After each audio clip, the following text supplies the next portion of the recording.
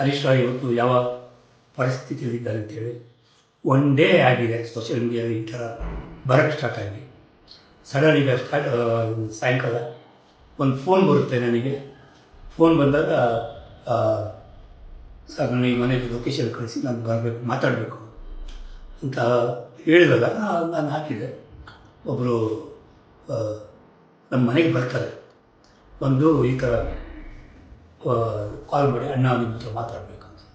ನಾನು ಯಾರು ಇರ್ಬೋದು ಅಂತ ಒಂದು ಕ್ಯೂರಿಯಾಸಿಟಿ ಇತ್ತು. ನನಗೆ ಗೊತ್ತಿಲ್ಲ ಇಷ್ಟು ಬೇಗ ನನ್ನ ಕನ್ನಡ ಚಿತ್ರರಂಗದ ಒಂದು ಮಹಾನ್ ದಿಗ್ಗಜರ ಮನೆಯ ಮಕ್ಕಳು, ಅದರಲ್ಲಿ ಧ್ರುವ ಸರ್ಜೆಯವರು ಅಣ್ಣ ಮಾತಾಡ್ತಾ ಇದ್ದಾಗ ನನಗೆ ಧ್ರುವ ಸರ್ಜೆಯವರ ಕಾಲ್ ತೆಗೆದು ನನಗೆ ಒಂಥರ ಆಗೋಯ್ತು. ಯಾಕಂದರೆ ನಾವೆಲ್ಲ ಹೇಳಿದಾಗ ತುಂಬ ಕಡೆ ಹೇಳಿದ್ವಿ, ದೊಡ್ಡ ಕಲಾವಿದರು, ನಾನು ಅವ್ರನ್ನ ನೋಡ್ಕೊಂಡು ಬೆಳೆದವನು. ಶಕ್ತಿ ಪ್ರಸಾದ್ ಅಂತ ದೊಡ್ಡ ಮನೆಯ ಒಂದು ಹುಡುಗ ಇವತ್ತು ದೊಡ್ಡ ರೀತಿಯಲ್ಲಿ ಬೆಳೆದಿದ್ದಾರೆ. ಅದಕ್ಕೆ ಯಾರ ಸಾಮರ್ಥ್ಯ ಇಲ್ಲ, ಶ್ರಮಪಟ್ಟು ಮೇಲೆ ಬಂದಿದ್ದಾರೆ. ನನಗೆ ಚಿರು ಕೂಡ ಒಳ್ಳೆಯ ಸ್ನೇಹಿತ. ಆ್ಯಕ್ಚುಲಿ ನನಗೆ ಧ್ರುವರು ಅಷ್ಟು ಕ್ಲೋಸ್ ಇಲ್ಲ. ನಾನು ಒಂದು ಸರಿ ಹೋಗಿದ್ದೀನಿ ಮನೆಗೆ ಬರ್ಡೇಗೆ. ಇವತ್ತು ನನಗೆ ಫೋನ್ ಮಾಡಿ, ಅಣ್ಣ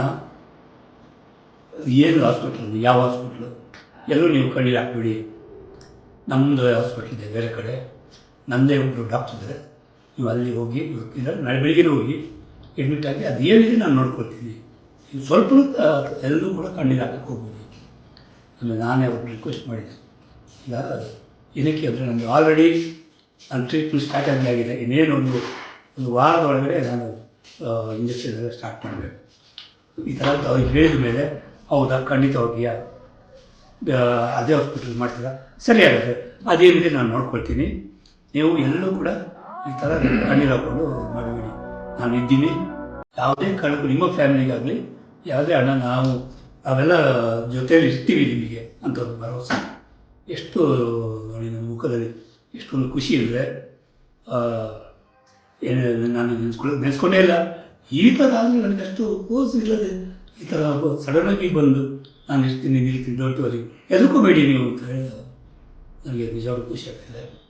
ನಿಜವಾಗ್ಲೂ ಹೇಳ್ತೀನಿ, ನನ್ನ ಕನ್ನಡ ಕಲಾಭಿಮಾನಿಗಳಿದ್ದಾರೆ ನೋಡಿ, ಅವ್ರದ್ದು ಎಲ್ಲರಿಗೂ ಹೇಳಿಷ್ಟೇ, ನಮ್ಮ ನಾಯಕ ನಟರೆಲ್ಲ ಒಳ್ಳೆಯವರು, ನಿಜವಾಗ್ಲೂ ನಾನು ನೋಡಿದವರು ನಾನು. ಅದರಿಂದ ಈಗ ಧ್ರುವ ಸರ್ಜಾ ನಾನು ದೇವರ ಮೇಲೆ ಆಣೆ ಹಾಕಿ ಹೇಳ್ತೀನಿ, ಇದರಲ್ಲಿ ಯಾವುದೇ ಥರದ ಒಂದು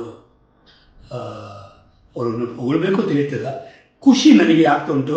ಬಟ್ ಒಂದು ಮಾತ್ರ ಹೇಳಿದರೆ, ಇದು ರಿಸ್ಕ್ ನನಗೆ ಇದೆ, ನಮ್ಮ ಮನೆಯವರು ಕೂಡ ಇತ್ತು, ಈ ವಿಷಯಗಳು ಹೊರಗೆ ಬರಬೇಡಿ ಅಂತ.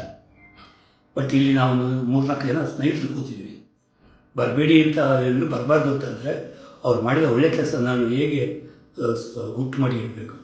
ಅದರಿಂದಾಗಿ ವಿಡಿಯೋ ಮಾಡಿ ಇಡ್ತಾ ಇದ್ದೀನಿ. ಅದು ಹೊರಗೆ ಬರುತ್ತಾ ಗೊತ್ತಿಲ್ಲ, ಬಂದರೆ ನಿಮ್ಮ ಒಂದು ಆಶೀರ್ವಾದ ಅವ್ರ ಮೇಲೂ ಇರಲಿ, ನನ್ನ ಮೇಲೂ ಇದೆ, ಅವ್ರ ಮೇಲೆ ಇರಲಿ.